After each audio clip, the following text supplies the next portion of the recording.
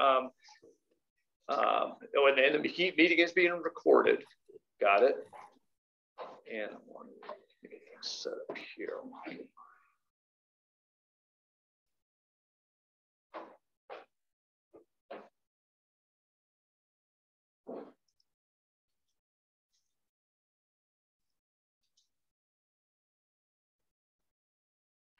That's not what I wanted to do. I know, I always have a hard time with it. So, Sue, do you know how to get this set up for sharing screen?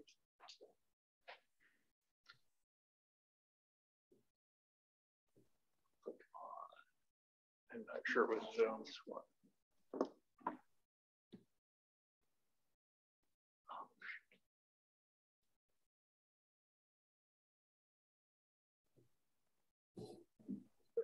So can everyone see the screen here, the PowerPoint? Keith, if you got your, turn off your mic and acknowledge me that you can see it. I can see it, John. Yes, I can see it. Yes. Okay, great. All right, let's get this here. All right. Good. Okay. Thank you, everybody, for attending. Let me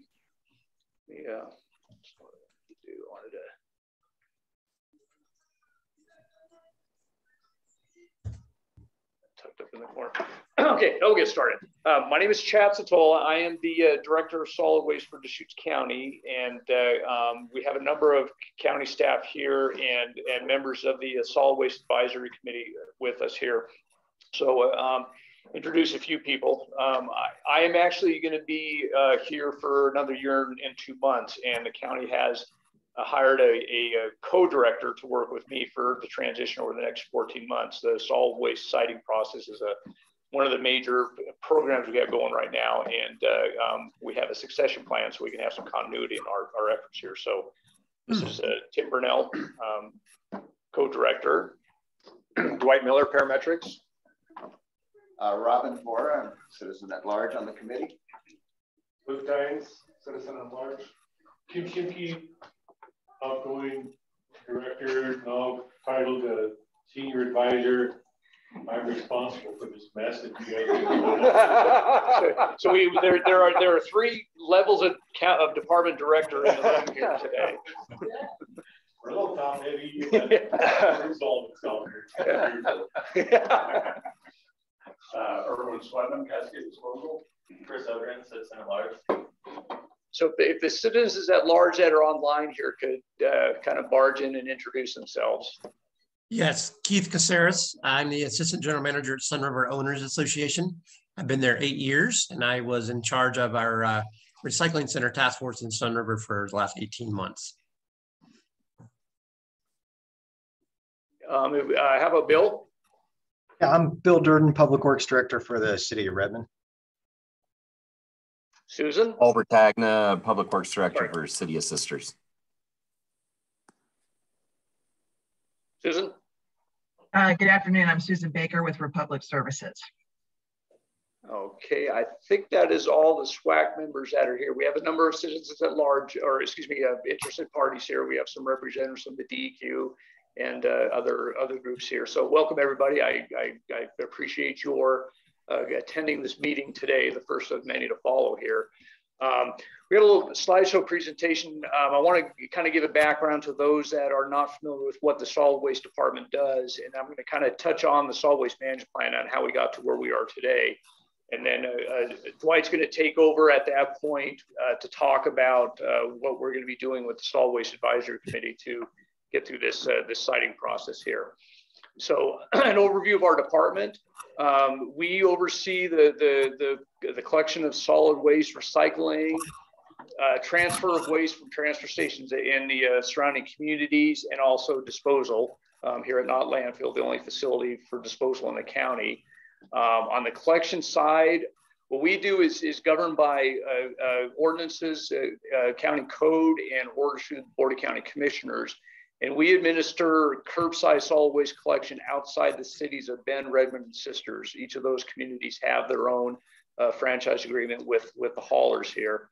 Our ordinances, when we establish orders, we specify a minimum service level that the franchise collectors must maintain, and also specify maximum fees are allowed to charge subscribers. And part of that, we monitor the profits that the franchise companies make off of the services they provide within Deschutes County. And we have 2 service providers in the county, Waste Connections, which services the general area south of Bend to Sun River, and then Republic Services deals with North County and South County areas towards Lapine. And I didn't have any place else to put this, but we also do hazardous waste management with the Solid Waste Farm. We do a regular household hazardous waste collection program, and our contract also provides a small business hazardous waste service with that. On the recycling side, we govern a curbside collection, again, outside the city limits of Redmond, Sisters, and Bend. We also have drop-off sites at not landfill, our rural transfer stations, and there are a few depots scattered around the county that are available too. With Republic Services, we have an agreement for the recycling center here at Not Landfill, and they do a yard debris composting program for us at the Not Landfill facility. And then another component of the recycling is education and promotion, and we rely on the franchise providers and agreements we have with the Environmental Center of Central Oregon to provide education and promotion components for our programs in the county. On the transfer side, we have 4 transfer stations in the county. Redmond, the Negus Transfer Station services Redmond and the North County area. Southwest Transfer Station is down near Lapine. It's accessible to people in the Lapine and South County area. We have a transfer station near Sisters in the Cloverdale area that services that area. And we have a small transfer station out in Alfalfa. Those sites were established when the old dumps that were located on those properties were closed in the 1990s. And we established those transfer stations to be able to provide convenient service for waste collection and recycling at those sites. On the disposal side, Not Landfill is the only disposal facility in the county. It's been here since 1972. This picture is probably somewhere in the mid to late 70s. And over the years, we've transitioned to a modern engineered facility. We have the area that is the old unlined area of the landfill. That's at Area A that's been closed and capped at this time. And we have engineered liner systems for the balance of the site. And we do environmental monitoring at the facility and have leachate and gas management systems for managing landfill gas and the liquid that the landfill generates. And we're anticipated to reach capacity in 2029. And that's kind of one of the reasons that you're all here today. When we were putting the solid waste management plan together under Tim Shimke's era here, that was finished in 2019. And the primary areas of focus in that plan were expanding, improving recycling programs. We were actually getting ready to roll a lot of that out before the pandemic hit. We were actually going to have a company on board for doing a waste composition study at the landfill, and the pandemic kind of put the brakes on anything. But also the state of Oregon has been revamping and updating a lot of the regulations on recycling. So we're waiting for some of that to roll out before we start focusing on that part of the program. Another part of the plan was to identify infrastructure and facility needs and improvements. Our transfer stations are pretty old. They were built in the late 1990s and mid to late 90s, and they are suffering from old age and capacity issues. So we're getting ready actually to bid for to construct a new recycling and transfer station up in Redmond. The last part of it was evaluating and identifying future disposal needs with Not Landfill closing. So we took a look at 3 different directions for future disposal. One was use of alternative technologies. Second was looking at transfer of the county's waste to a regional landfill. There are several large landfills along the Columbia Gorge that have many years of capacity, and that was one of the options we considered. And the third option was siting a new facility in Deschutes County. So with alternative technologies, substantial cost to construct those facilities. They're not inexpensive. In addition to that, there are limitations with those. But believe it or not, some of these technologies require more waste than we generate in Deschutes County. A common one out there is waste energy. There's a waste energy facility in the Salem area, and they combust the waste and produce electricity with it. We actually don't generate enough waste to make one of those pencil out for us. The markets for technologies that produce fuel products are not established in the region. There are processes where you can take waste and make a solid fuel out of it. And there are some of those technologies in the United States, but we just don't have markets in this area for that. There's a lot of emerging technologies out there, lots of gee whiz things that are a little bit larger than a laptop system, but they're not available in full scale application. And we did not want to become a guinea pig for anybody testing something else out. So we passed on that. And the bottom line in this also is, regardless of the technology, there's always going to be a need for landfill disposal residuals or things that can't be processed in the technology. So the other option we looked at was waste transfer to a regional landfill. There's 4 large landfills up on the Columbia Gorge, and they range in distance from 130 to 200 miles from not landfill. If you look at what the waste stream for not landfill is today, that would be 40 to 50 semi trucks running out of Deschutes County up through Shannaco and places like that, hauling our waste. So round trip with those many trucks each day. These are 2019 costs when we did the solid waste management plan. The estimated disposal costs range from $47 to $62 a ton. That included transportation, the tip fee for the landfill, and a host fee that's paid to the community that hosts the landfill. For an in-county landfill, the division that came out of the solid waste management plan was approximately 30 miles from not landfill. At the time, we're looking at a 500 acres area, 250 for the landfill, and a minimum 250 acre buffer zone around the landfill. 100-year capacity was one of the objectives, and it's likely that 100 years a facility is probably going to last a lot longer than 100 years. As time goes on, technologies are going to advance, and what we're designing or building today for 100 years capacity could be hundreds of years of capacity as technology and recycling and diversion improve their costs. Again, these are 2019 costs. Siting and permitting about $3 million. Initial site construction, $11 million, and the estimated transportation disposal cost would be about $42 a ton. And just to put it in perspective, the current cost for disposal of waste at not landfill is $35.21 a ton. So we discounted the alternative technologies and focused primarily on the regional versus in-county sites. So I'm just going to go through this table real quickly. Looking at implementation considerations, the advantage went to an existing regional landfill. They already have the land use permits, DEQ permits in place. Venturing into something in Deschutes County, we would have to go through that permitting process, and there's always the proposition of appeals in the process. Regional economic impacts, the advantage goes to an in-county landfill. Those jobs and revenues will remain here in Deschutes County.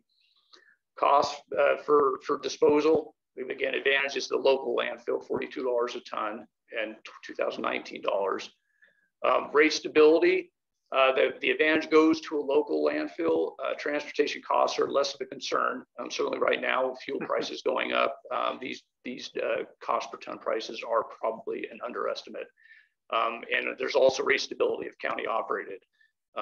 Agreements with host facilities outside of the area can pose some risk for us here. With system flexibility, that advantage goes to the county. There's maximum flexibility when considering changes to the waste stream. If you're looking at a regional landfill that we have no control over, we sign an agreement for taking waste there. If all of a sudden we develop something locally where we're diverting a particular waste stream out of what would be normally going to the landfill, that opens us up for contract negotiations or a put or pay where we've agreed to pay X amount of dollars per year for X amount of tons. We reduce the tons, we may still be stuck paying those tons. So the flexibility stays with the county side of things. Reliability, again, a local landfill has that advantage. This has been a fairly mild winter. If you can imagine 40 or 50 trucks full of waste stacked up here in Deschutes County waiting for Highway 97 to clear out to get up to the gorge here. Weather or construction, other interruptions can be a real challenge for a long haul operation. Greenhouse gas emissions, it's even across the board. It doesn't matter where the waste goes, it's still going to generate that greenhouse gas. So it's even across there. Transportation emissions, if you look at what it would take to move that waste to the Columbia Gorge, you're looking at over 2 million truck miles a year, with a local landfill about 350,000 truck miles a year. So there's a significant advantage when you're looking at carbon footprint for moving waste a long distance.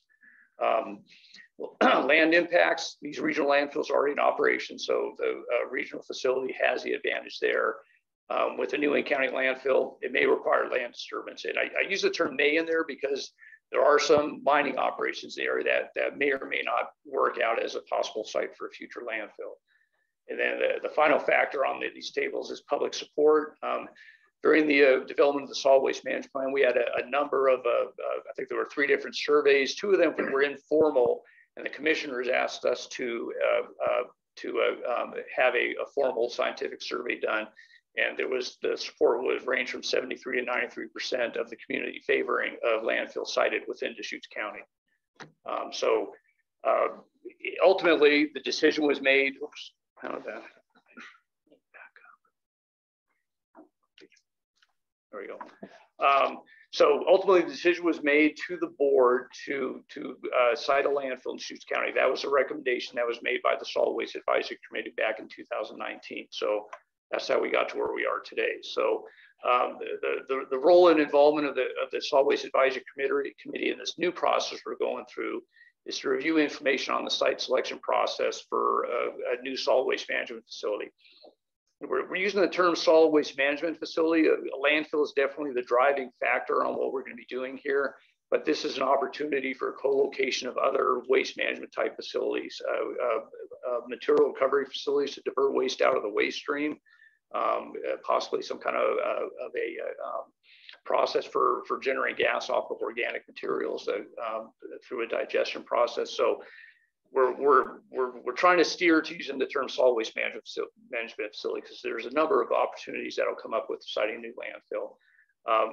Another role that the Solid Waste Advisory Committee will provide here is providing input and guidance through this process. We're going to be working very closely with parametrics on the process here, and the input of the Solid Waste Advisory Committee is an important part of that. Ultimately, the SWAC is going to make those recommendations to the Board of County Commissioners. It won't be the Solid Waste Department. It will be through the Solid Waste Advisory Committee. And the first task we'll be tackling today that Dwight will talk about is the first thing that will be taken to the board here, hopefully in a few weeks. And then ultimately, there's going to be a recommendation for a site for a future solid waste management facility in the county. With that, I'm going to pass it over to Dwight. Great. Thanks, Chad. I really want to reiterate the fact that this is a solid waste management facility. It's not meant to just be a landfill. And actually landfills today are a lot different from what landfills were in the past. For instance, right now, not landfill, you're looking at a renewable natural gas project as part of that RNG process to pull the gas off the landfill. That's a significant amount of gas to be able to put back into pipeline or for vehicle use or whatever. That's kind of where landfills are going these days. I mean, really to the point of being resources and resource extraction out of the landfill, and landfill gas being one key element of that. As Chad noted as well, there's opportunities for more direct digestion, like a dry digestion system for generating renewable natural gas at a facility like this. Some different ways to manage the materials and to actually extract as much resources out of them as possible. And then that's also key to different recycling programs. As everybody knows, recycling goes up and down as far as what's accepted, and you know, it's been pretty tough the last 3 to 4 years because of restrictions and China and other Asian countries as far as what can be recycled, and you know, because those have typically been the markets for our materials.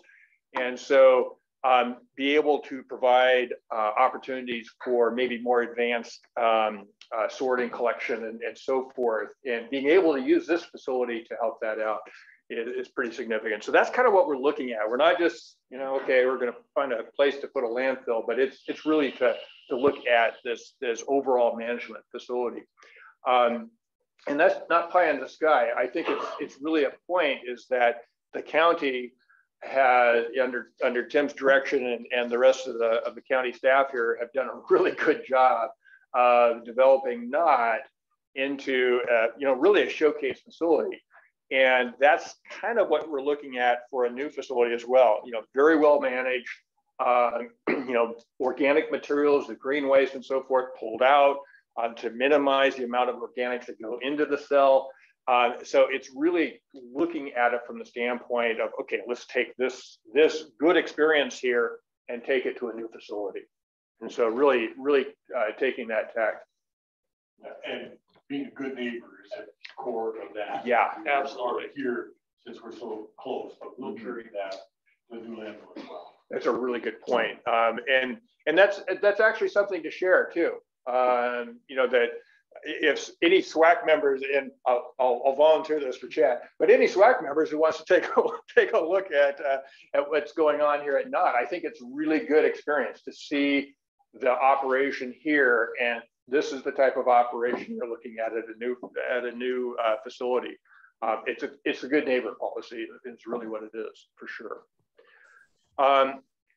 So here is this diagram is kind of provides the overall approach to siting in county facility, and I really like to make the point that the process the county went through that wrapped up in 2019 with the final solid waste management plan, that was really key to setting the kind of the foundation for the siting process.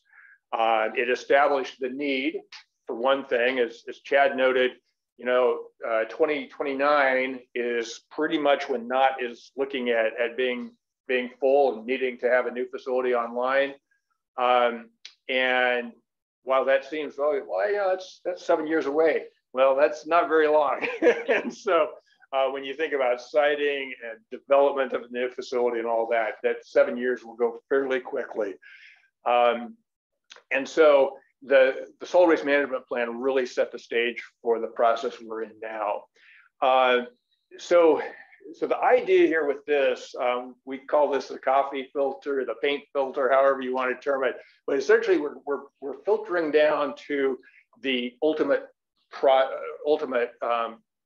site, and you know, final thing being property acquisition for that site. But so what we're looking at is kind of a canvassing of the entire county. So that's kind of the top level.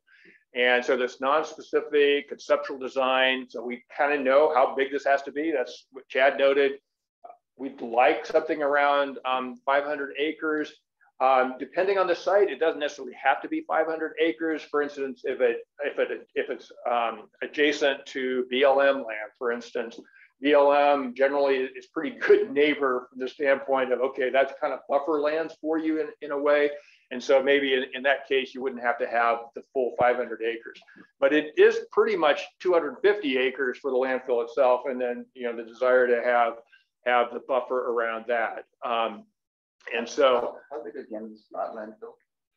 143 acres. And, you know, and that's a good point. So that's 50 years worth of waste at this point here at NOT. A lot of growth in the county over that time. And now we're looking at trying to find a site that's good for 100 years. And, you know, and likely as Chad noted, that'll probably last a lot longer than that because new technologies and just kind of new ways that we're using materials as well going into the future. So based upon, you know, this overall looking at sites across the county, we start kind of drilling in a little bit more. And so broad area screening, starting looking at specific sites and apply these criteria that we've developed. And so everybody received the criteria. We've developed these draft criteria and these are based upon our experience. And when I say our experience, it's the county's experience as well as our experience in siting landfills. I worked on my first landfill siting project over 35 years ago, and I've been doing them since, although there's not been a lot of landfills sited in the last 25 years, but other facilities have been sited, and we've actually kind of have used that as an opportunity to kind of say, okay, well, what are we looking at just generally in the process for siting facilities? And so that's what's gone into the criteria. And I'll get into that a little bit more detail in a moment here, but I just to lay the foundation there for this. And so we're going down through this screening of facilities. So, we're looking at data collection, and back 35 years ago, we were pretty much looking at paper maps and a lot of paper information on these sites. Now we've got this great geographical information systems, GIS, which is very powerful. So the state, the federal government, and local agencies have really good what are called layers within the GIS system and mapping system to allow for evaluation of a lot of the criteria that we've developed, which is really invaluable to ensure that we're really looking at areas that are appropriate for a facility like this. So it's based upon that information that then we will go through these screenings. So the broad screening is pretty high level. We're really pulling that off of the GIS system and some site review, but not a lot. And it's really to determine what general areas are particularly good for facilities, what areas pretty much aren't, and those are kind of determined on some issues that we'll get into in the criteria, but particularly around natural resources and groundwater protection. I mean, those are, and then obviously land use considerations, but those are kind of the big ones that drive us towards certain areas within the county ultimately.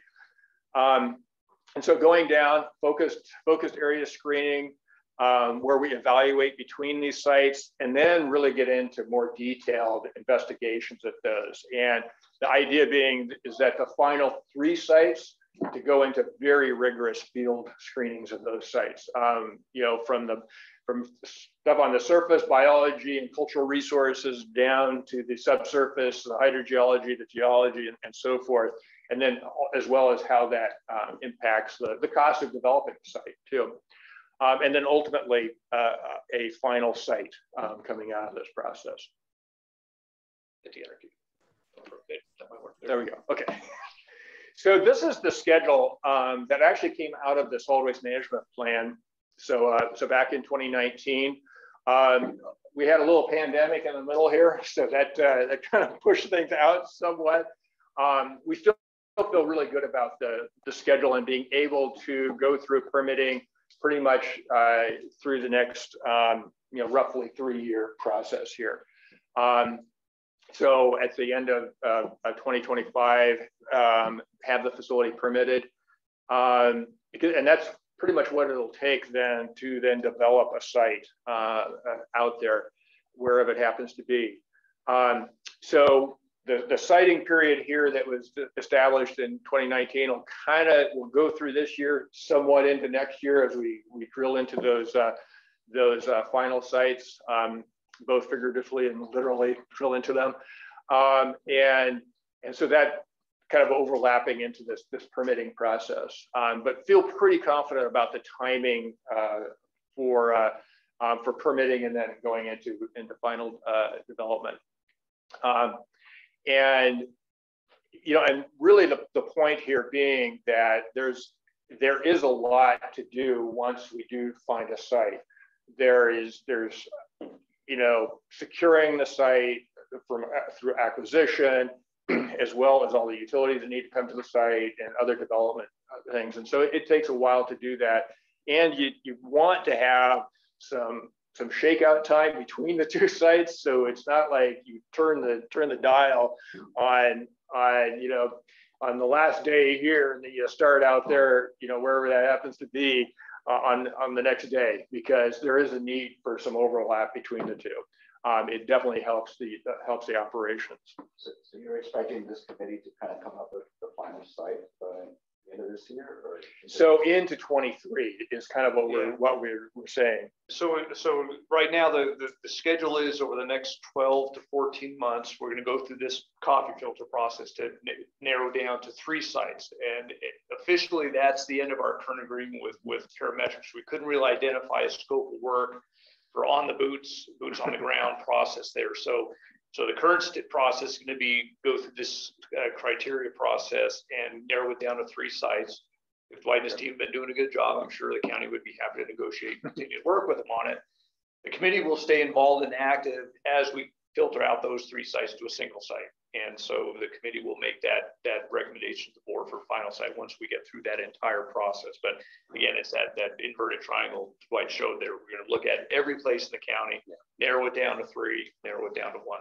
So the get down to 3 is in the next 12 to 14 months. Yeah, and typically that process for doing that detailed work on those 3 takes about a year. I mean, because it's a fair amount of field work, particularly when you're looking at geology, hydrogeology, and you need to get into it in fairly good detail at that point. I think it's kind of important to note that this committee will be making a recommendation, and ours are strongly in favor of the board accepting that recommendation in advance. And everybody on the committee needs to know that the board may decide to go with a different site than this committee recommended. So I've been involved where the committee was totally upset that the board didn't accept their recommendation. But I can give everybody the heads up. It's not you're not making a decision. You're making a recommendation, and the board will make a final decision. It might different components. Yeah, and I'll make it clear that we're your technical advisors. We're your technical team working on this, and we really work with the county and with the SWAC to ensure that we're working for you, and then looking at sites and determining which sites are appropriate to go forward with, and then to actually do that detailed work out there. In the development of the management plan, the consultant helped us with that, worked really, really hard to avoid laying out a plan and looking for a stand. We're trying to draw input all the way through that. I think this will be the same way. Yeah, we're not just gonna plop in front of you and say, here's the best thing, put your stamp on it. So we're looking for involvement. So you have a question? Yeah, were there any adjustments to the schedule developed in 2019 after the census update and based on recent population growth? As far as the site life or not landfill? Yes. So and to include the expected remaining life of not landfill. Yeah, interesting question. So in development of our budget for the coming year, we do forecasts on growth with the landfill. And I don't know how Tim did this, but for years he's used 3%. We grow 3% a year. I went back to 2006 looking at our waste flows, and we had years where we increased as high as 12%. In 2006, we lost 18%. You take all those bumps out, it's 2.4% growth from 2006 to today. I found the video from that URS produced, and that was done in like 2001. And in that videotape, Tim said not landfill reach capacity in 2029. Out of all of the things that gone on with growth and recessions, we're on track for 2029. I was okay. So one way or another, we're going to make it to 2029. We're going to make it to 2029 based on what Tim said in 2001. Yes, it was quite remarkable to see that. In fact, he overestimated it by 0.6%. Okay, thank you. We always knew Tim was a prophet. I'm no longer the director. I'm responsible.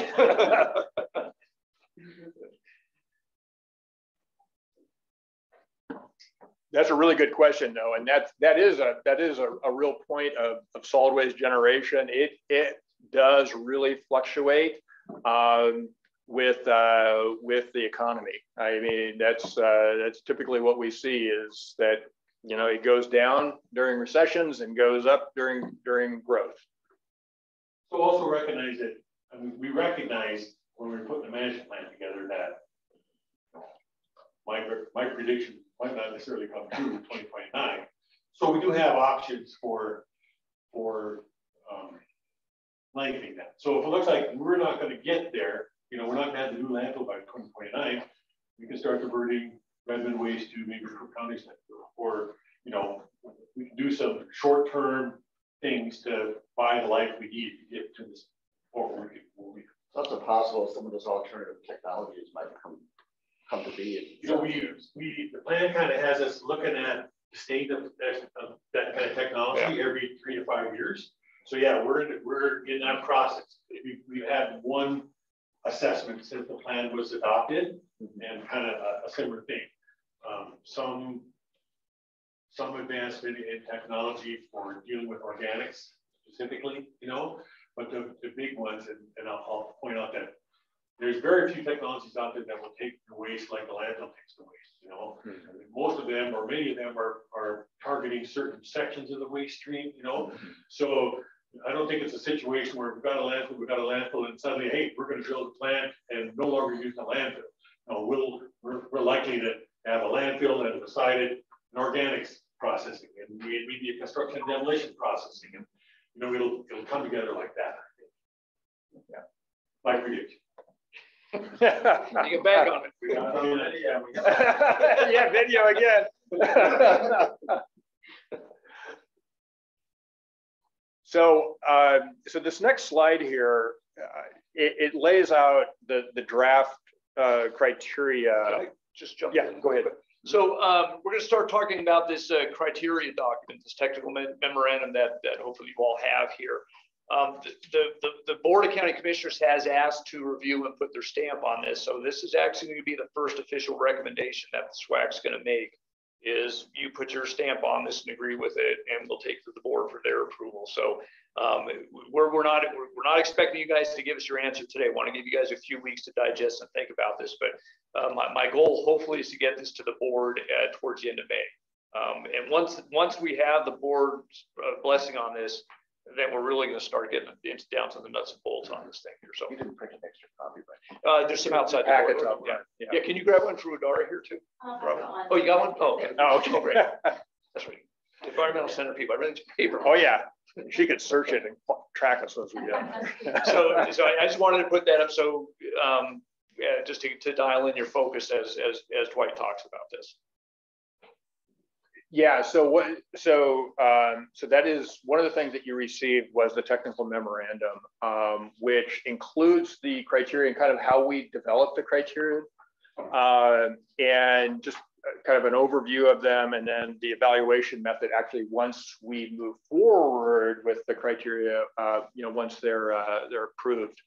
And so I'm going to go pretty high level here.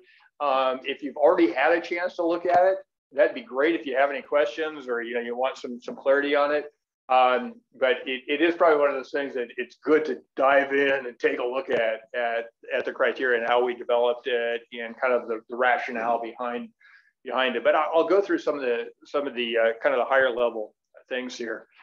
So generally, when we look at landfills, there's kind of three areas that we're particularly looking at.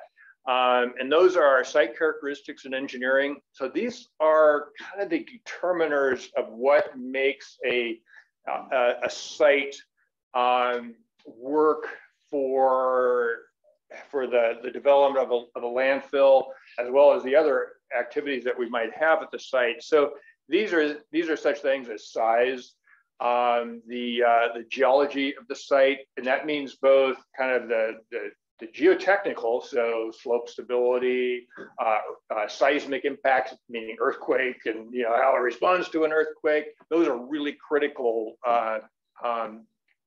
pieces of the site. They're so critical. Those are some of the ones that you will note in here are fatal flaw criteria.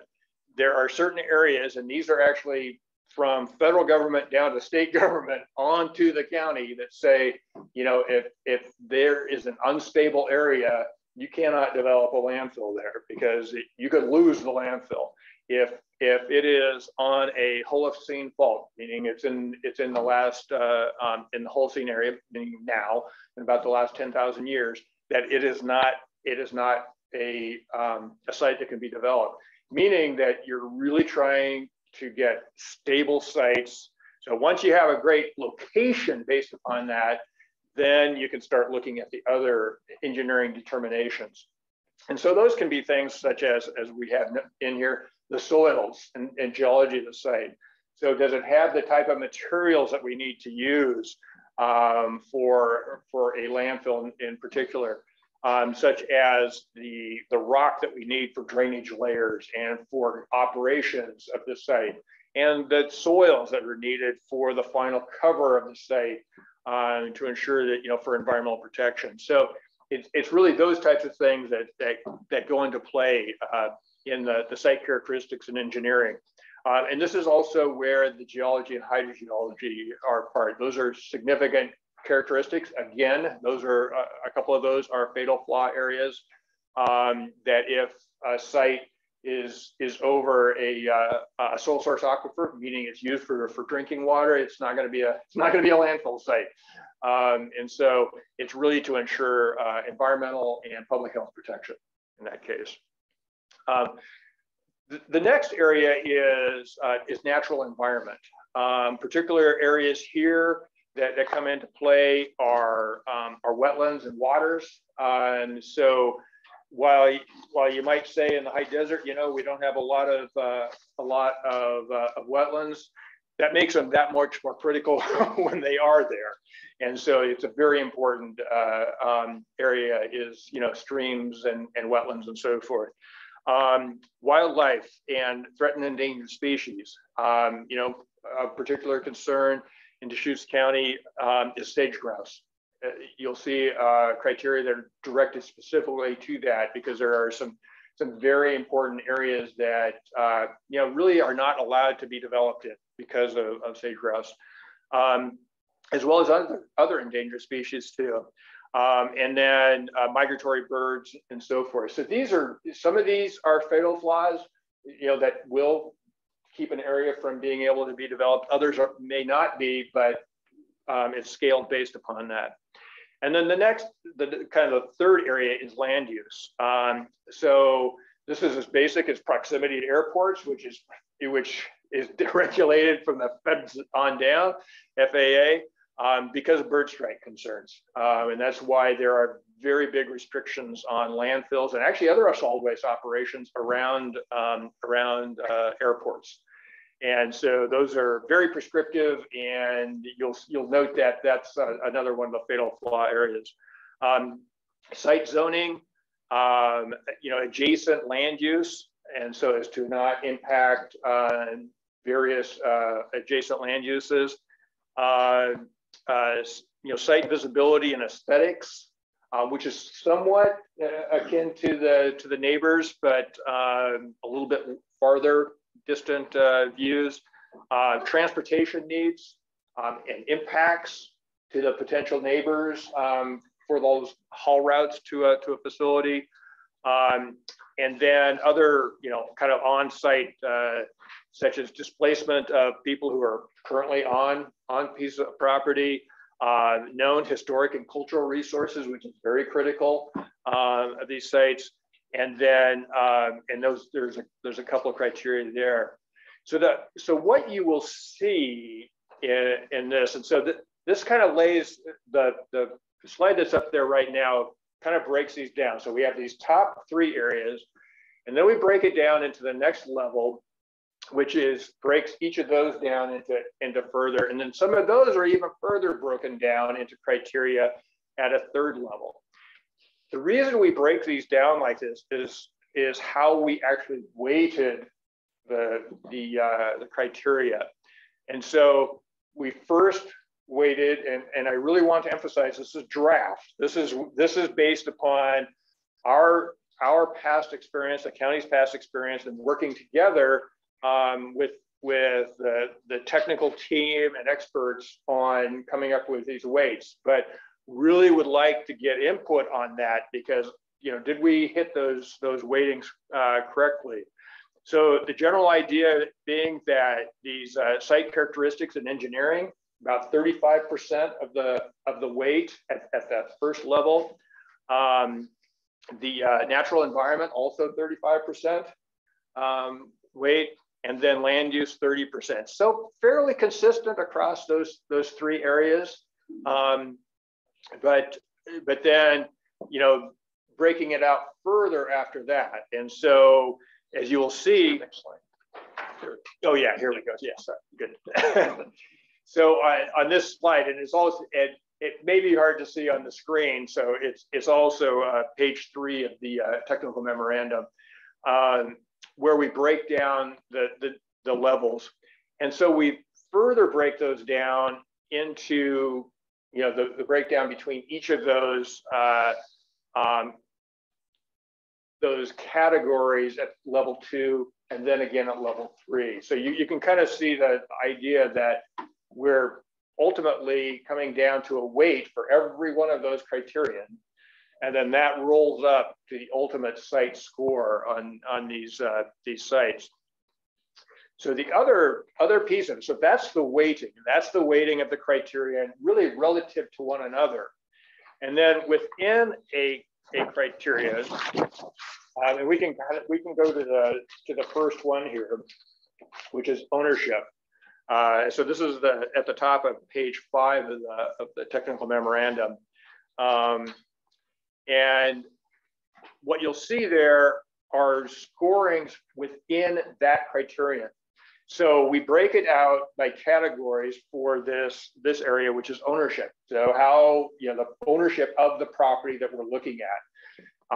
If it's owned by Deschutes County, we kind of see that thumbs up. That is probably the best. You know, that's the easiest for the county to permit, to obviously acquire, because it may just be an internal county transfer as opposed to an actual acquisition from outside the county.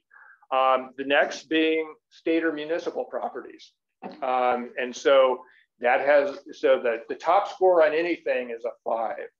And then it just goes down from that. And so the next one, the state or municipal, we gave that a 4. Generally, intergovernmental transfers are fairly easy at the state, municipal, county level. It gets more difficult at the federal. That's why the federal is all the way down to at 1. And it's really because of the way the acquisition process is on the federal and the level of rigor that they require to allow for an acquisition or transfer of federal properties to others go. They are really stewards of their lands, federal lands, and so they really take it seriously when lands go from the federal level to other governmental level. So before that, we have private, and then we have federal surplus property. And so that's kind of the direction that these go, and with a score a little bit lower each time. So these scores with the weight ultimately gives the overall score for that criterion for that site. And so you can see it gets to be quite a spreadsheet process here of adding up all these scores across multiple sites. But that's kind of the rigor that it takes to evaluate all of these different sites that we're looking at. And so we break down every one of the criterion based upon scoring such as this. And what's the best situation versus what's the lowest situation. What you'll see in here, some of them are given a 0 score. A 0 score is also a fatal flaw. So a fatal flaw meaning that based upon that criterion, that site cannot move forward. At some level, we can determine that at this broad level, just off of the GIS mapping that we're doing. At others, we need to drill down a little bit deeper into some of these sites to determine if that's actually the case. That's particularly with cultural resources and some of the natural resources issues, because it's hard to tell based upon the mapping that's out there, because the mapping the mapping is only as granular as it is, and down to that detail of a given site. And so we really have to take a look at some of these sites to determine if we can actually move forward with them. So that's kind of boiling us down fairly quickly on how we came up with the criteria. Any questions yet? Yeah, Robin. Yeah, so just to be sure I understand. So say the GIS folks identified 20 sites that are 500 acres. Would you first then look at all the 20 for a fatal flaw? Just, without going through all this analysis, but you see that obviously we're spending more time on that one. Yes, and that's a really good point. So back to airport's a great example. Yes, airport's a great example. And so some of these we're actually able to map out, and based upon the mapping, they actually won't even proceed to that point because they will be within the 10,000 feet from the end of a runway or from a runway, which is what the FAA requirement is. And so ultimately, those sites won't even get to that broad screening because that fatal flaw. There's a step in your kind of, maybe it's not in this report, but yeah.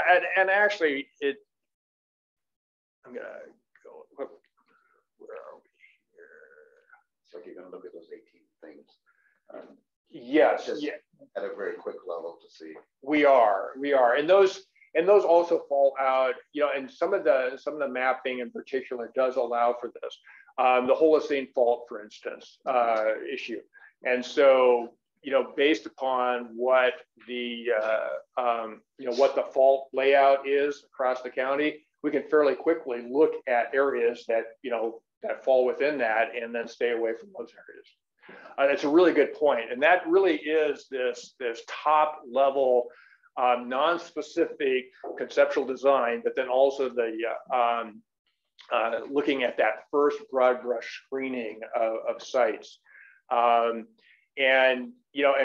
ultimately one of the first screenings is size. I mean, what is the kind of the universe of sites out there that meet this what we're saying is roughly 250 to 300 acres, because we don't necessarily want to throw those out as a fatal flaw if it doesn't have 500 acres, because ultimately it could be next to a neighbor that like BLM or some other neighbor that allows you to have the tighter buffers, and so we don't want to throw those out right away. But at the same time, we can do some fairly high level screening fairly quickly that way. I guess just a hot question here. Another just kind of citizen reaction is that this looks very engineering analytical, but that's maybe not the way at least the average person makes decisions. But if this was your private thing, you might just say, well, which site has the lowest cost of operation? Because that's what the taxpayer is going to be concerned about. And then, what are the flaws or problems with it? Oh, that one is too many. Okay, what is sort of the next one, versus, coming up with a score with all these things for a large number of sites. I'm not sure what in the end, it might be something, a gradient of something, but that really, make the decisions based on exact numbers. And that it's a really good point, Robin. That's why we go from this broad area screening to the focused area screening, because ultimately it has to pass, environmental geotechnical muster, essentially, as well as size, for the facility. Cost is a big deal, and that's a big part of the site development criteria, is kind of getting at some of these things that are major cost elements for a facility, such as the rock, and soil materials that are available, the depth to groundwater protection of groundwater, and that is a natural protection, which is more cost effective. And so these really do drive to really it really is the triple bottom line of sustainability. It is, what site is most environmentally beneficial, which one is, best for the people, and which one is best for profit, so to speak. People, planet, and profit. When you look at this, I guess, where's cost in there? So we actually talked about cost, and we elected to put that into when we get down to the final 3 sites. It's just far too speculative at the broad base to apply a cost factor to a wide spectrum of sites. So just when you start looking at cost analysis of specific design details, that kind of filters down, and that focus is put into those shortlisted sites. Right now you have haul distance in here, but that's only 50% of 10 of 35%. So it's very small. Correct. It is. The main point being is that these other things are very important as well. But at the same time, I mean, it's good to get the input of the committee here, because I mean, did we weight these properly? Yeah, I think it's critical that whatever we come up with is justified. So you may be jumping hoops here that you really don't need to spend a whole lot of time on, but when it comes down to it, and we're saying this is the one we want, and the neighbor says, well, why didn't you look over there? Or you're really be able to justify the choice in the end. Okay. But if you have those things, I mean, that's the idea, I think, of the weighting of the criteria, to try and take into account what you're talking about, so maybe it's not so much technical, but we're going to score it because we think it's got a lot of emotional appeal or something like that. Yeah, there's definitely subjectivity to it as well. I mean, in a perfect world, you make it very objective, but in reality, there has to be some subjectivity to it. Chad, I want to go back to what you said a little bit earlier. I share some of my concerns with Robin. Like as a non-expert, as a citizen reviewing some of these, like we're doing this for 100 years, so obviously we want to prioritize everything that's a 5, right? We want to build the best thing we possibly can. But what if, the costs associated with a 5 are 3 or 4 times as high as the costs associated with a 4 or a 3? In terms of the process of only looking at cost once we narrow it down to 3 sites. No, I wasn't saying that. The cost is one of the factors we're going to scrutinize much more closely at that level than in this level. No, it's not cost driven at 3 sites. Absolutely not. Cool. No, okay. Awesome. Yeah. And then I understand that some of these it's tough to assign a cost to like a distance or something like that, but I'm looking at like page 13, the soil specifically, like active area can provide all required material, all well-graded daily and intermediate cover soils, and all final cover versus 50% of required drainage and everything else is 100%. And then it's like, well, how much do we actually have to pay to truck that over? That was a perfect one to bring up to help with Robin's discussion here, because soil is a big cost in landfill operations. So even though there's not a dollar symbol anywhere in this discussion, this is based on dollars here as to the soil availability. Yeah, and so it's like a layperson, it's hard for me to understand. What what a 5 versus a 4 mean when there's no cost associated with that. But this is a cost determination. It just doesn't have a particular value to it. But you start looking at the true value of those costs of those soils when we're in that shortlist site part of it. You can't run the numbers on this on 20, 40 sites, whatever. And I have one other question. Do we have like, I might be putting the cart before the horse a little bit, but do we have like an assessment of how many possible properties fit? Like if we look at every property in Deschutes County that was all 5s, do we know how many there are? Or is that we're doing the criteria first and then we'll go out and look? We're doing the criteria first. We haven't been dilly-dallying since 2019. We've been working internally on I want to make sure we didn't take a vacation until now, but we've been working on a GIS application to do screening for sites with the county's IT people there. So once we get this pinned down and approval, then we can start applying that and looking at the county-wide and start looking at those sites. Is there like a possibility that there's no properties in Deschutes County that are all 5? I suppose there could be. Yeah.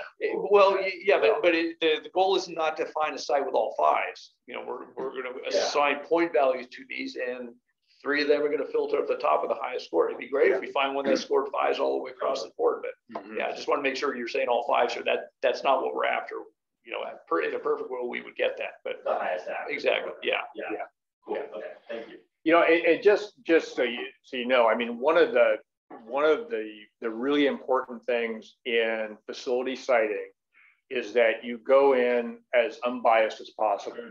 And so we've made a particular point not to pre-screen the county and say, oh yeah, this is where it can be, because you know, some of it floats to the top just because you see some of this information, and you know, and it might be the overlays for sage grouse, for instance. Well, and precipitation is like a main concern the further towards the mountains you get. Yeah. And so there's some of those things that you know are going to be applied.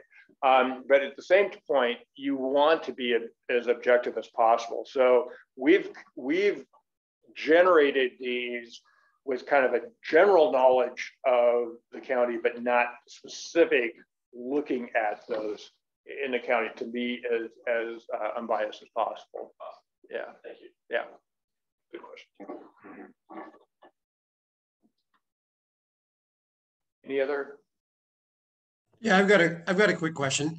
So is the plan to move like the administrative building that everyone is sitting in now, would that also move out to the new landfill, or would that remain in place at the existing knot facility? And the reason I ask that, I think people would want to know going forward, you know, what will happen to the existing knot facility at some point down the road, 10, 20 years later, what's it going to become? That might be important for people to know as well. So when we were designing these facilities, the intent of this is that these will all remain here. So Resident Bend is not going to drive 30 miles out of town to a landfill. Resident Bend's going to drive to the existing transfer station and not landfill. And then we're going to move the waste out to the facility. There's going to be a recycling center here. This office will remain here for the duration. So nothing's going to go away here. Landfill won't go away. Hopefully in the early 2030s, there'll be a park or something out there. Okay. But these facilities remain at this location. Great. That's good to know. Thank you. Actually, I'm really glad you did raise that, Keith. When we look at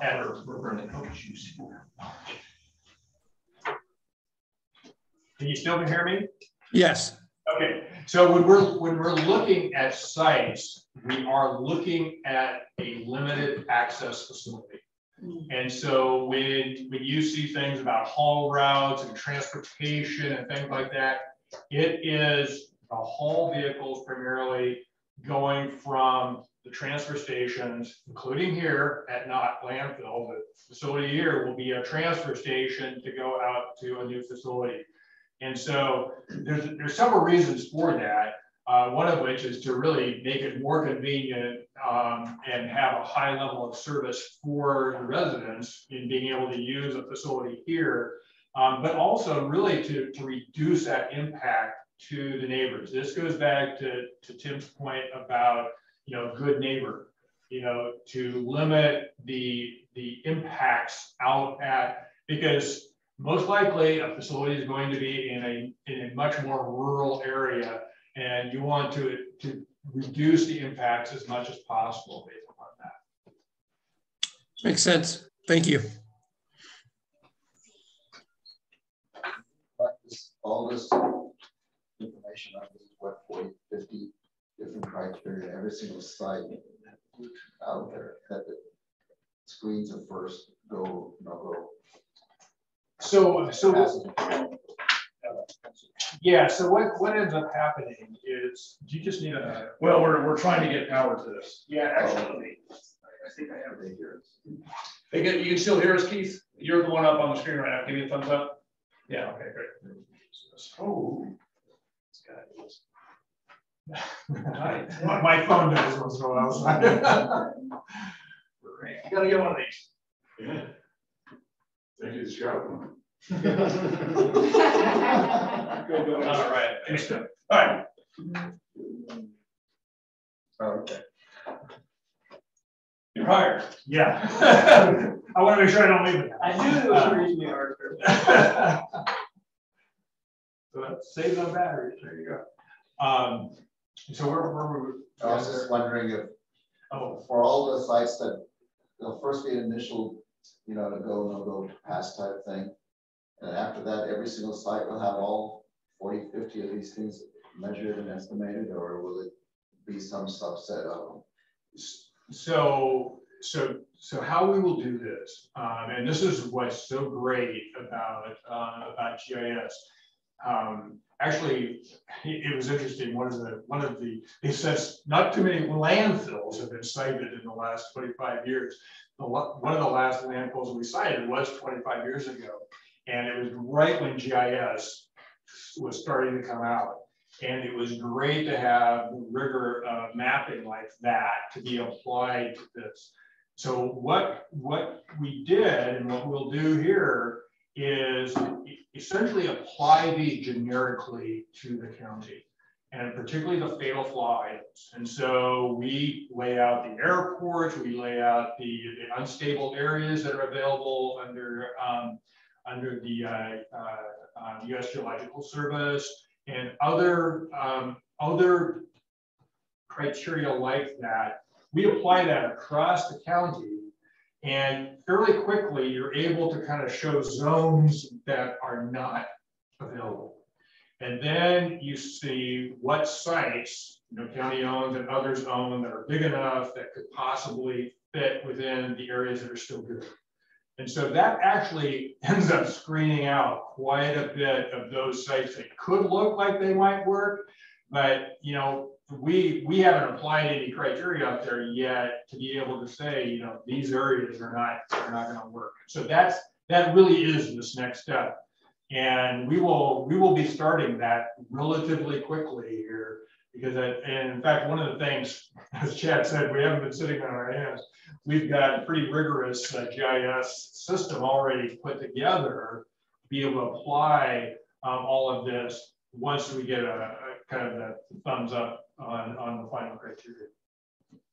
EPA has, I think there's 7 drop dead criteria. Yeah. You know, so that gets looked at right away, kind of the first country you're talking about, you know. So if they're too close to an airport, if they're in a floodplain, if they're, you know, yada, yada, yada, there's 6 or 7 of those, you know, so that gives you a first cut. So, you know, there may be others that we consider fatal flaws that will probably get, you know, sussed out in the next cut, you know, that kind of thing. Who's responsible for applying the scores to each criteria? Like, is that something that SWAC members are going to do as a group or individually and then average them, or is that I would expect that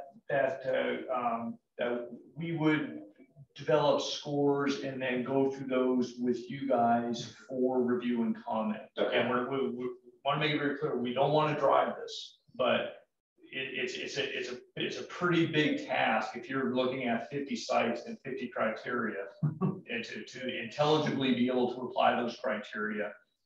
You know, we have this team on board here that is very knowledgeable in geotech, you know, wildlife, things like that. So there'll be some work done with you guys, but anything that's coming out of this is going to have to be reviewed and with your stamp of approval on it. Cool. Yeah. If you want to, I would say this is all volunteer, so I don't know how much time commitment. 50 sites, but happy to be involved. Yeah. I mean, and that's why it's really important, and another reason why we go into this with as much of an unbiased approach as possible, so that you can buy into the criteria. So let's get that settled, and then we apply it. Cool. And then you can take a look at how we apply it. Okay, did they really look at this right, and as objectively as possible apply the criteria out there, you know, to this myriad of sites.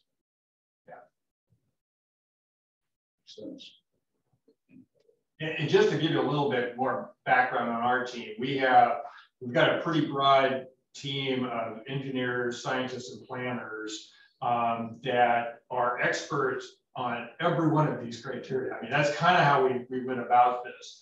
And for instance, on the engineering, for example, we have Jerry Friesen and Associates, who has worked for the county, 25 to 30 years at this point, has done most of the development engineering here at Knott. We brought Jerry on because he really knows how to develop a landfill, and as well as how that works into other operations here in the county. And so we really wanted to have that expertise. And so we have that expertise on the team. And then, biologists that have worked a lot with sagebrush, other threatened and endangered species.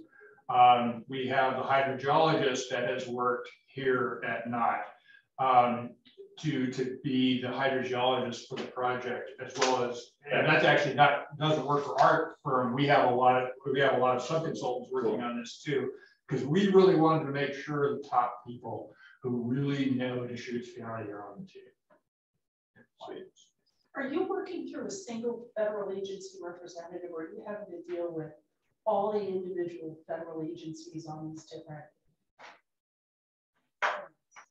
For the most part, it will be to those federal agencies specific to that criteria. Okay, so like U.S. Fish and Wildlife. Yes, okay. yeah. And that's actually probably all right, because the way that the criteria really are pretty much, they're broken out enough that, it's like the threatened and endangered species. It's going to be U.S. Fish and Wildlife, as well as state agencies too, as well as the local overlays of all those items too within land use code. Yeah.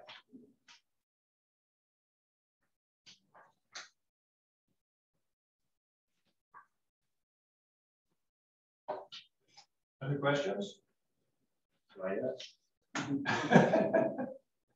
Well, if it comes down to acquisition for federal lands, how will you interact with those agencies regarding that? So I can speak to that a little bit. Actually, Tim could probably shed some light. He did speak with the Bureau of Land Management several years ago. They have a list of surplus sites. Is that what they call them? Disposable, I guess. Yeah. So these are sites that the BLM has put on a list that says we might be willing to trade or sell. Right. And that's a number two, not a number one. Right. A number one, if we're looking at a piece of federal land as the final site, it's almost literally an act of Congress to do if it's not on the disposal site. So that will be a challenge, and that's one of the reasons that has that low of a score.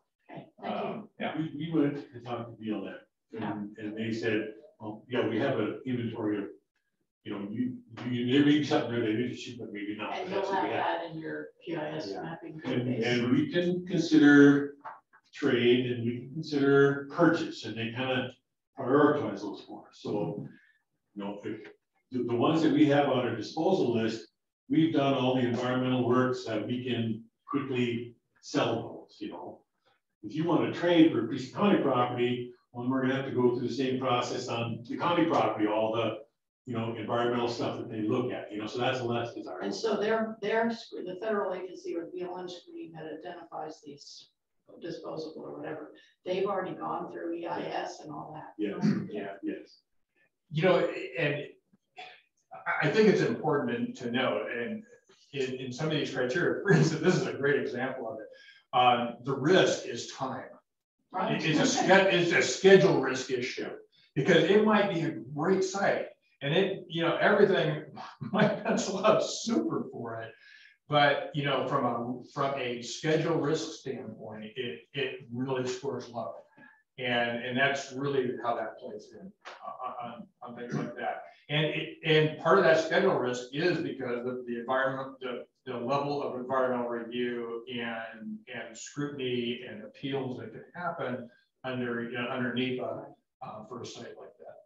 Thank you. Working with the BLM, the county, just in general, it's clear that they don't have a problem maybe divesting things that are kind of on the edges or an island that they own, very, very unlikely that we can say, hey, there's 650 acres here in the middle of 10,000 acres that you own. We want that.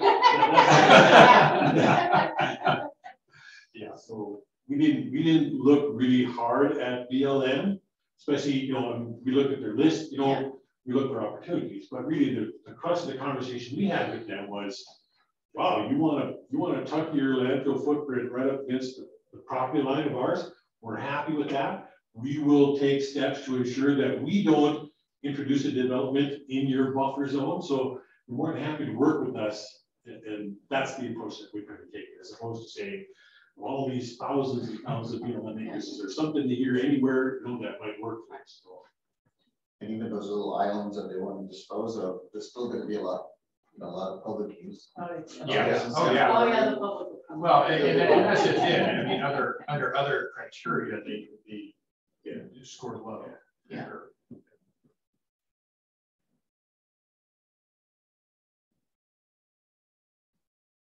So if there's any other questions on criteria, by all means, speak up on them or get back to myself. And I'll got this kind of work out the filter system for between meeting contacts here.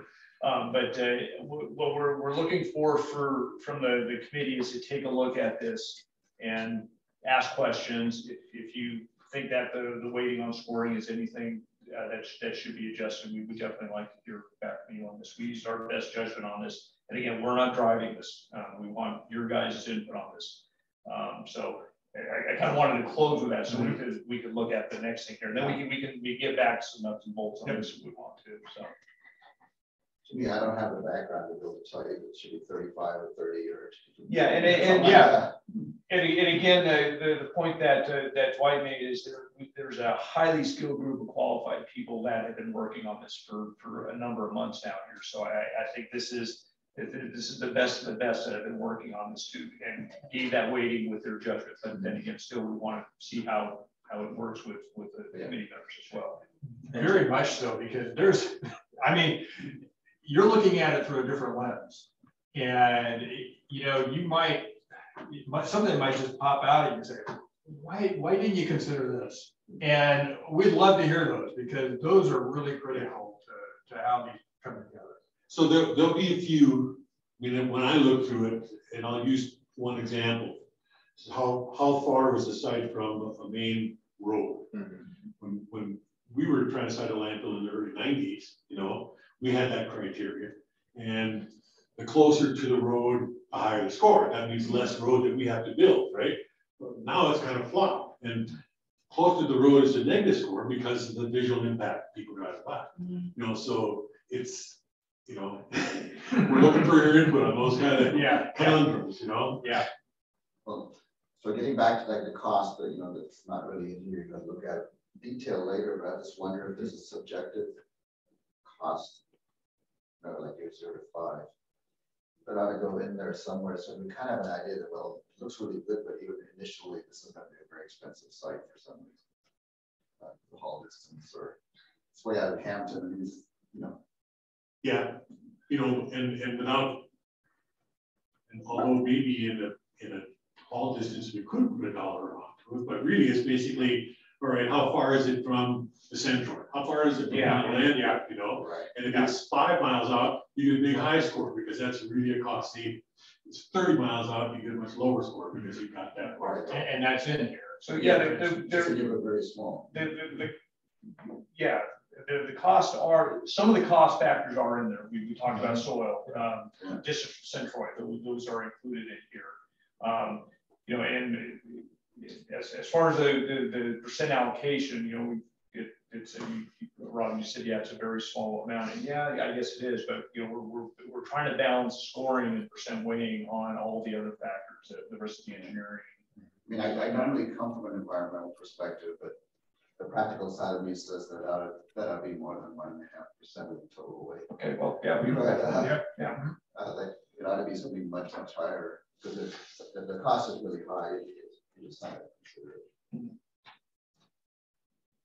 In terms of process, will it be that we will approve a draft and then it'll go to the commissioners and then the public will have I'm thinking of groups that might also have opinions on things like this, and they'll get their opportunity to provide feedback like before an appeal as well.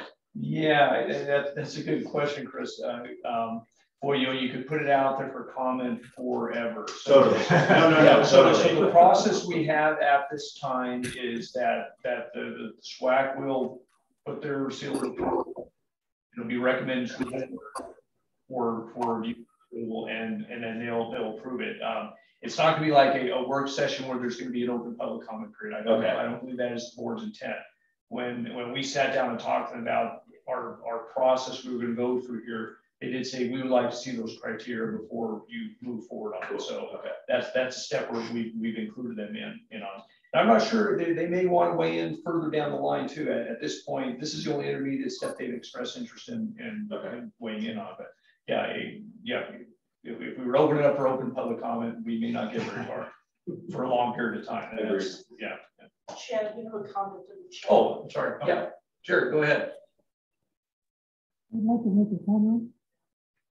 It's in the chat. In the chat. Chat. Curiosity is it is the county users tied to S3 software. Yes, it is, Keith. Oh, and as far as the no, so the S3 software is part of the dial system.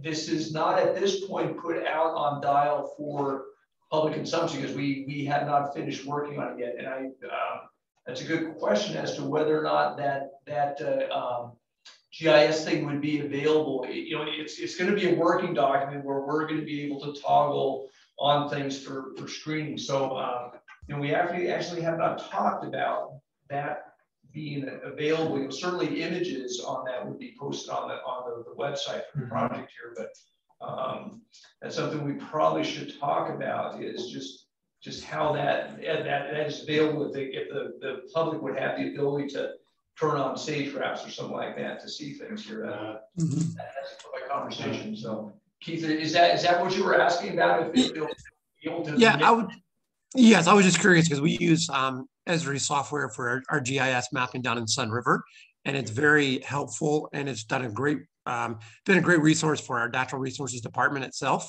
And I like your thoughts there. Is like, you know, how one of your notes here, one of your bullet points says be transparent. So maybe it makes sense to be transparent, but once we have the proper information to share with the public itself. Yeah, we certainly don't want to release information prematurely that may you know, give the wrong perception or misguide somebody here on it. But you know, that's an interesting concept that software may or may not be available. So Tim and I have paid license agreements to be able to access this particular S3 package that's being developed for this project, as have our IT people. So that license may not allow it to be open and available for the public, but certainly putting screenshots up on our website as we're navigating the process is something I would envision we would do. But making it publicly accessible, there could be licensing issues. I'm not sure. We'll have to have a conversation about that, sort that out. I think you're right about the licensing issue. There's limitations on that, so I think it's good. Like you said, there's alternatives like screenshots would be fine too. Yeah. That's a really good question because I honestly haven't thought about that at all. Yeah, and it's a good point, Keith. Typically, what we've done in the past is to provide for the product of the GIS analysis to be presented, and so it is, you know, quote unquote screenshots or something like that. But at the same time, showing how we came about getting to that, you know, to that map, showing, you know, areas that are available or not, or whatever it might be, as part of this transparency that's noted. Sounds good. Thank you. Yeah. Thanks, Keith. And I can go through. So the other thing that we wanted to discuss here briefly with the SWAC was the public outreach goals.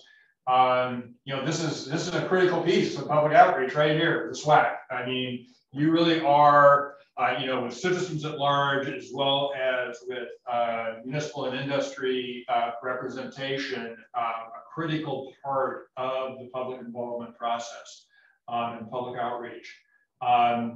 You know, the real point here, you know, and the goal set is, you know, it's to be transparent, to have a public committee, open meeting, of course, and the like, to be able to share the information countywide. We're working on methods for newsletters and other means to get the message out to all people to be able to have access through the county site. We'll be working with the county and our public outreach group, Barney and Worth, will work directly with the county, pulling materials together for sharing on the county website, so that, and very similar to how it was done for the solid waste management plan. I mean, it was transparent, open out there, you know, to provide the information as you go through the plan. So engage with underrepresented communities to ensure that, you know, we're not looking at sites, you know, just where underrepresented communities might be, which is very critical from an environmental justice standpoint for facilities. Listen and provide opportunities for feedback throughout the siting process, and that's through the SWAC as well as participation of the public at various public outreach. This here being, I'm trying to remember exactly where this was. I'm at that meeting that Tim's presenting out here. That was one of the wrap-up SWAC meetings on the solid waste management plan, I believe. Yeah, and so they were open workshop type approach to present the findings for the solid waste management plan, seeing something very similar to that for the results of this process. And then the multiple engagement tool. This is really, you know, looking at newsletters, the various opportunities to present on social media and on the county website for both deliverables as well as just kind of generally what's happening with the process. So one thing that's going on right now, so we had a rather long list of interested parties during the development of the solid waste management plan, and we've added to that and adjusted it to DEQ people, in particular people have come and gone out of DEQ. And right now, Barney and Worth is conducting some fairly detailed interviews with a selection of those people that are in the interested parties list. Some of them are representatives from the cities. I think they'll be reaching out to a few of the city reps that are on the SWAC, but also some of the environmental protection groups in the area, like the Oregon Natural Desert Association, people like that. Barney and Worth could be doing some rather detailed interviews with some of those people. So that's kind of part of our outreach and data gathering on the community as well. Did you say if there was going to be a tribal consultation? We were having conversations by email about that the other day, and one of the Bend City Council members is a member of one of the tribes. We were talking about maybe adding them onto the interested parties list. Was that conversation? Yeah, that's correct. So yeah, there is a tribal member that will be interviewed on it from the interested party list there. And I can't remember his name. I don't live in the city limits, so I don't. City council. There's city council, or is it school district or city council member? I thought it was city council. Yeah. So some local government official, official is going to be interviewed. Yeah, Washington has their natural resource type people. Yeah, you know, and actually early on in the conversation about tribal groups, that was a question I had. You know, I'm familiar with Orange Springs, but is there a tribal presence in the county as far as land? And I don't believe there is. But we still wanted to keep keep the tribes involved with it. So we did identify somebody. The name just escapes me at the moment. Sorry. And if you get into public lands, federal lands, then you got the hunting gathering rights, treaty rights. Yes. Yeah, and that's a critical piece of the cultural resources that, you know, is one of the criteria, or two of the criteria here are actually based upon cultural and historic resources.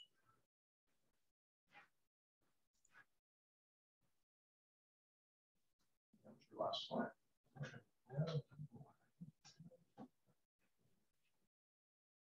So it looks like we have a hand raised. Oh, do we? I'm not seeing it, so. Yeah, that's probably mine, Greg. Oh, there we go. No, I don't see a hand up on the board here. Well, go ahead. Actually, there's a hand. Yeah, it's anyway, Greg Sweeland with DEQ. I have a process question. There was talk about the recommendations going to the commission for kind of formal approval. And my question was whether the decision, kind of the crossroad of sending waste elsewhere versus moving forward with this siting process, was that ever voted on or adopted? Yes, it was. Did you come in late, Greg? I didn't come in late to this meeting. I'm kind of jumping into the middle of this process. This is my first meeting, and I appreciate so much good information here. So I apologize if this has been covered, but I was just curious about whether that had been formalized yet. Okay, no problems. But yeah, it was formalized. The recommendation that came to the county commissioners from the solid waste management plan was to site a landfill in Deschutes County.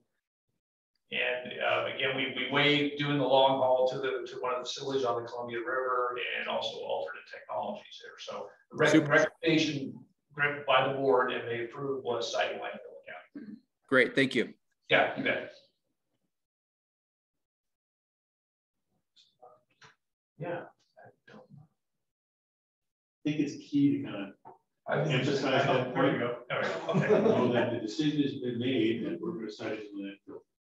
And we're not here to debate the wisdom of that decision. Yeah, and that was an important part of the solid waste management plan, which really has to set the stage for this process.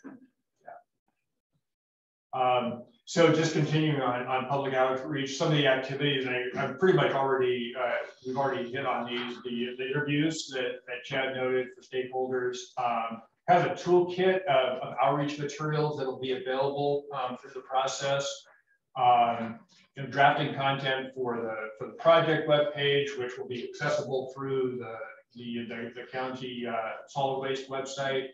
And then one of the things that really helps on these are, just a frequently asked questions series, because they will come up. We will come up with answers and to post those so that it's pretty consistent, and so that both the SWAC as well as the public in general sees those. We had a page, in the development of the management plan. Yeah. So every draft was there that people could look at, notes from the meetings, etc. It'll all be out there on the web. Yep. Yeah.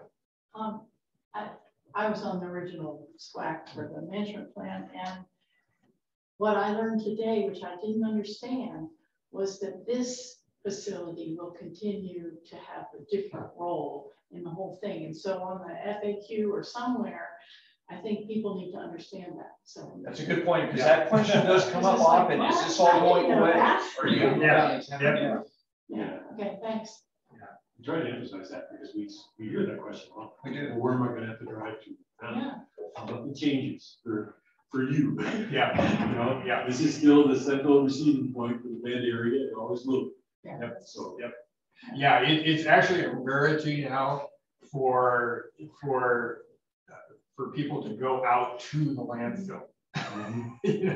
and that's pretty rare throughout the Northwest anymore, because most landfills are fairly isolated, and so it's the last thing you want is everybody getting out there.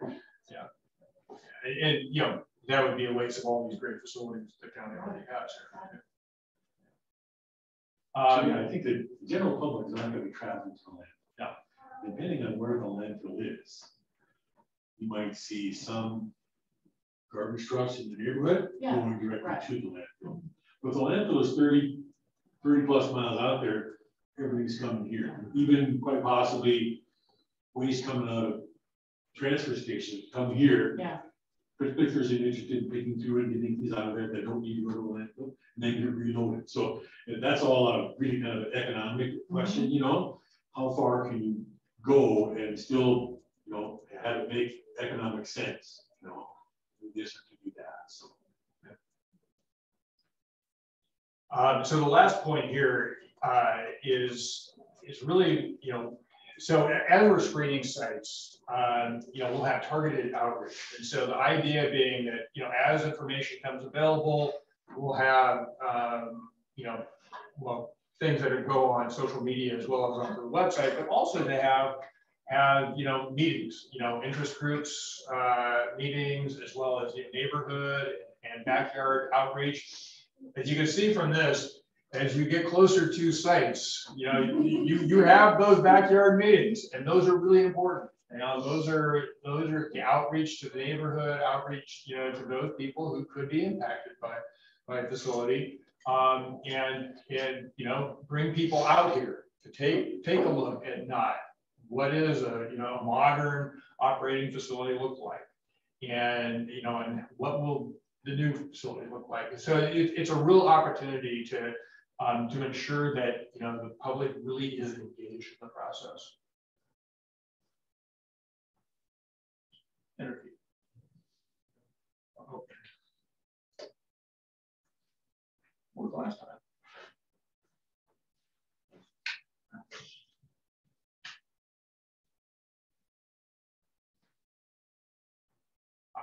Okay. So the communications pyramid. I know this is pretty hard to see if you if you have your hand out of this. The idea being that, you know, there's levels of interest in a project. So ultimately, the decision makers are on top. That's the Board of County Commissioners. I mean, they are the group that makes the final decision.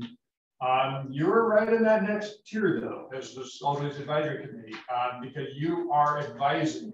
I mean, that's why you're advisory committee. You are advising the county commissioners on this project. And so, you know, other environmental groups, land use authorities, you know, regulatory agencies, of course, and others are key to that. They're very interested parties and key to that advice being passed along to the commissioners. Then there's others that are interested. You know, this is the community groups. This might be, you know, the municipalities, solid waste sector, haulers and the like. As well as the media, you know, getting the message out. And then those who, you know, not quite yet interested. Oftentimes people aren't interested maybe now. They get more interested as you get closer to a site or closer to a project actually happening. And then they kind of go, oh, okay, this is what the county is going to do. That can be positive or negative. I mean, just based upon, you know, how they see the site. And what's interesting, what we've found in the past is that, you know, at the solid waste plan level, it's still pretty conceptual. You know, okay, yeah, we're gonna have this landfill here in the county. You know, we want that, and which was very strong, and it'll probably remain strong going into this process. I wouldn't see any reason why it wouldn't. But at that point, you'll probably see more interest just in, okay, now what does that really mean to have a site? And I think that's where it really becomes important that, you know, the message really gets out to people, because one of the key will be the thing we just raised. Well, what happens with not? Well, that's still critical in the whole process here, and, you know, and the operations of the solid waste system. And so people will need to be educated on that, and how does the current system continue to, you know, to support the new facility. And so those are some of the things, and that's particularly will be helpful, you know, getting the newsletters and the media, being able to get that message out as well. And that is the whole final slide. One more question on the criteria. And you mentioned power generation is going to become more important in the future. Are all parts of Deschutes County have similar access to the grid and to substations and all that, or should that be also a criteria? Yeah, it's funny that you raised that, because that was raised here very recently in our review, and back to the point of picking that up within the cost evaluation of sites, because utilities, and that's utilities going both ways, because a site like this could be an energy producer. We could have solar on the site. We could have renewable natural gas that then is for combustion and for power generation. And so, you know, we could generate power, most likely generate more power than we would need for a site like this. And so how do we get that wheeled back onto the grid? And so that is a piece. We've decided to generally include that within the criteria of, you know, utilities, of you know, distance from, you know, utilities, distance from you know, infrastructure. Yeah. That's one of these.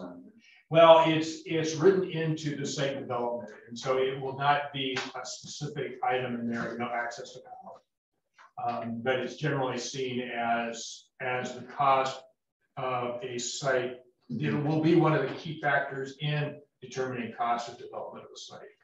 And so again, it's hard to do that when we're doing this broad level screening, but we will definitely do it at the focus level, what the cost is.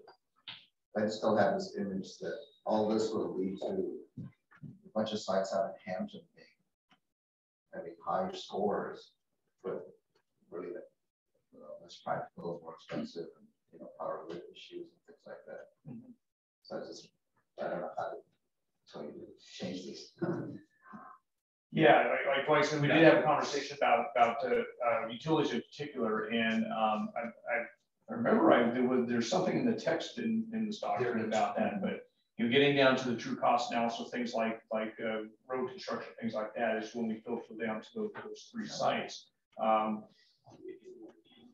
guess anything is possible. We could end up with 3 sites that are on the very back end of Deschutes County there. If that happens, I think we need to revisit things here, but it's difficult to apply that when you start getting to very specific criteria. When we're looking on the broad based part of the screening, it's difficult to get those kind of specifics in there. So we're just this morning we interviewed a firm. We want to have a gas recovery project here at this landfill. Mm-hmm. And these days, everybody is talking about basically cleaning it up to renewable natural gas standards and putting it in the pipeline. Mm-hmm. And because the pipeline is right here on our property, right? So thinking about RNG doesn't really make a difference where the new landfill is, because that can be containerized and brought here. I mean, the infrastructure to get it in a pipeline is significant. And so, you're not going to, if we got a spot here, then we'll truck gas to this spot. Mm-hmm. That makes the most sense. Electricity, way different. Obviously, if you're 30 miles out there, I don't know how that works. How you could get onto the grid, or what that takes. So. Yeah, and that's one of the things I do want to note is that while some things may seem like they're really expensive right now, when amortized over a 50 to 100 year site, mm-hmm. they're fairly small, and I don't want to make it out that they're insignificant, but in looking at the bigger picture, you do. I mean, that is why we look at the net present value of a site that is out 30 to 50 years. Maybe we don't want to do the whole 100-year site to show it, but show what this truly could be for this 30 to 50-year site. I think the 100-year criteria that we set, we never. I don't know if you'll be landfilling anything, but the point we were trying to make is we're not going to go through this process again. Yeah. We're going to site a facility that's going to be called a solid waste management facility. Yep. And we'll do whatever we need to do to manage our solid waste on that facility. We're not going to do it again, Yeah. So that could be interesting.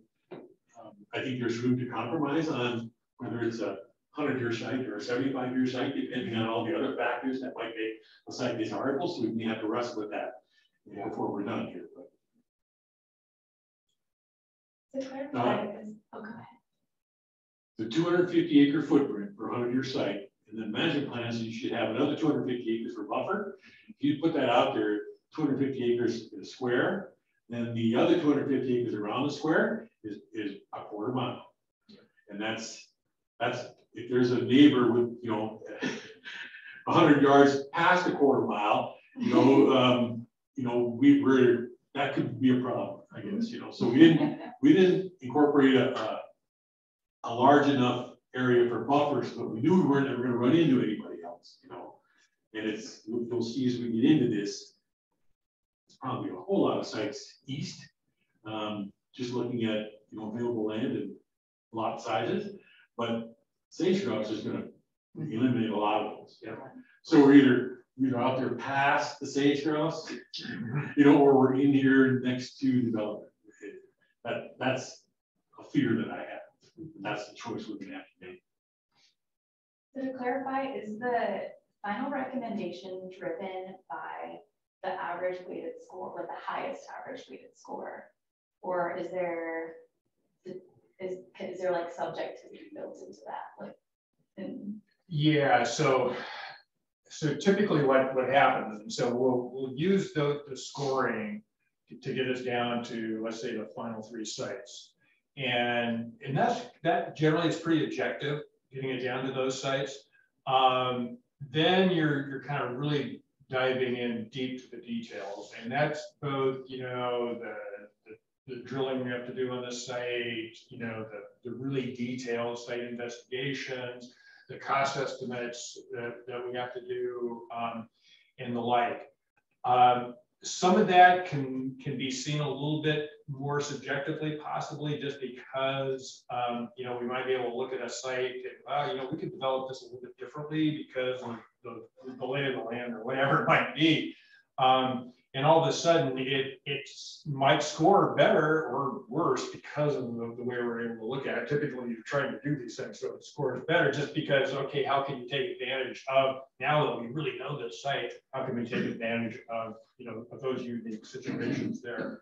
But then really, I think what's important is that when we get down to those final 3 sites, they'll probably all be viable sites.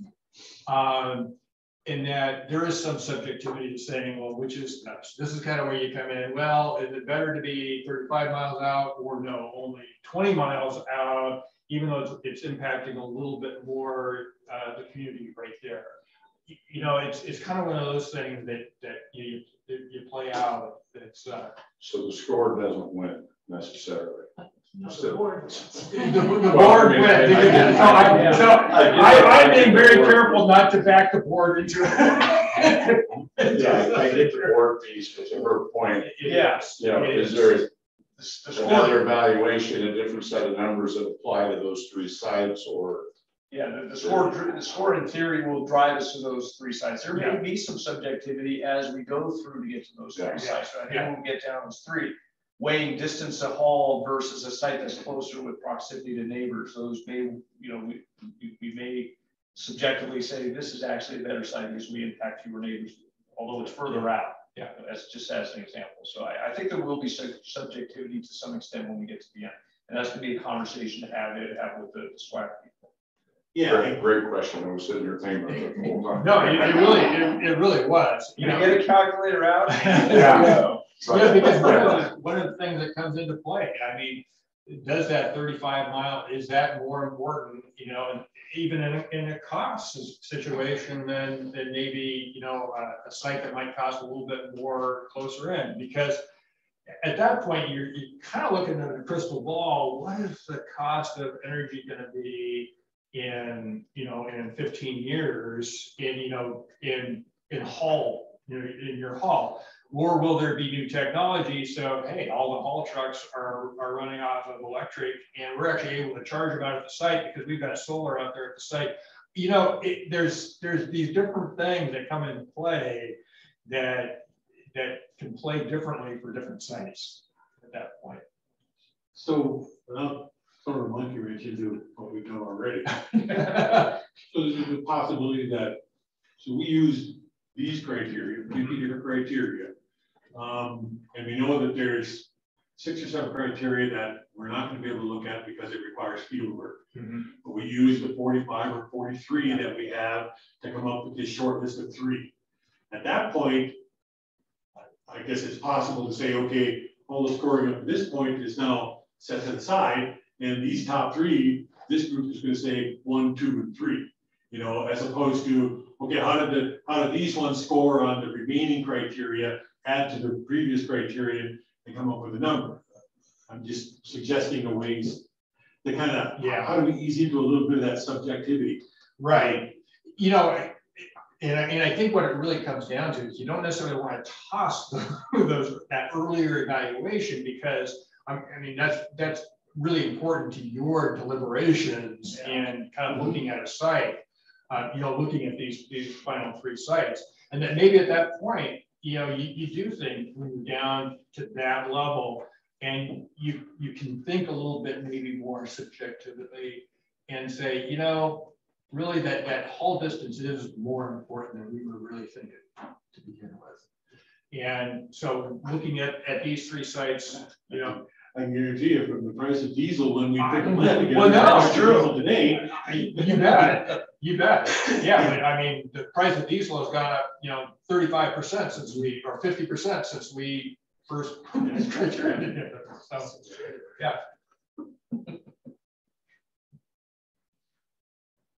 Collaboration or scoring? I think it's a combination of both. Yeah.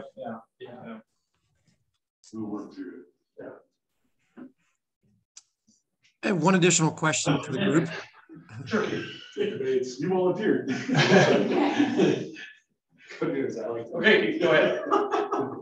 Yeah, so just out of curiosity, what's the anticipation to get from 50 feasible sites down to 3? What's our time frame? When are we looking for to accomplish that goal? I'm thinking 12 to 14 months. Okay.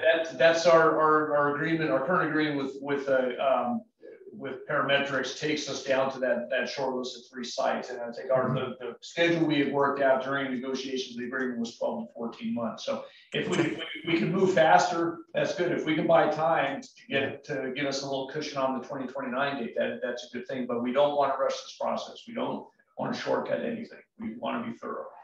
Sure. Yeah. Makes great sense. Thank you. Yeah.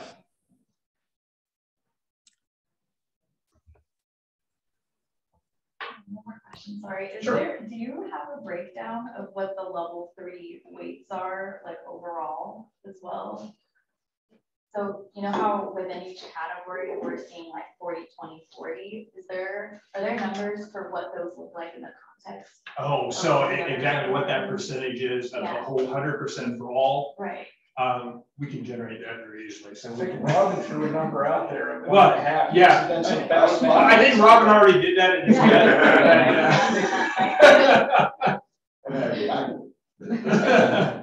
Yeah, we could actually do that and get it out to everybody. Yeah.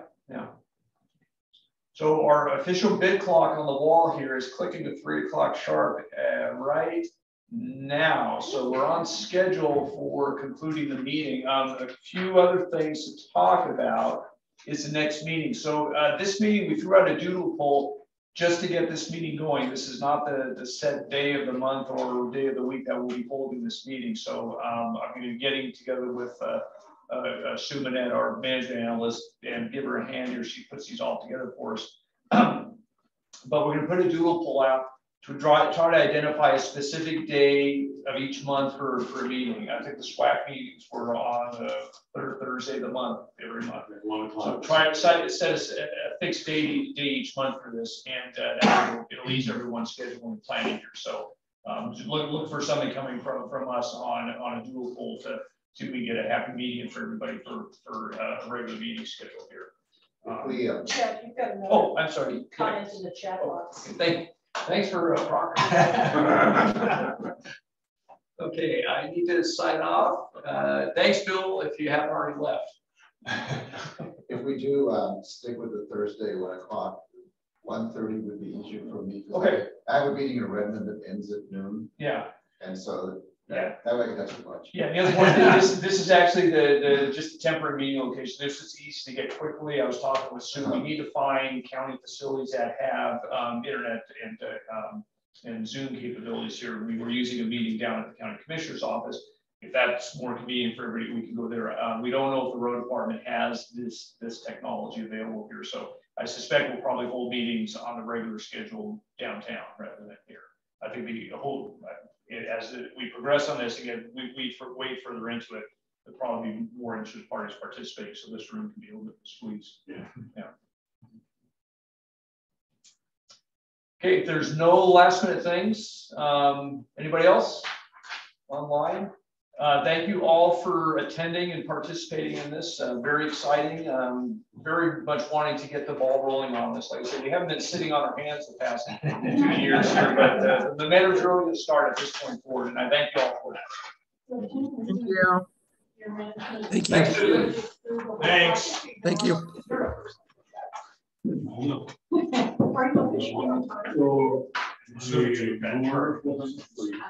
Yeah. So we gotta make sure we have.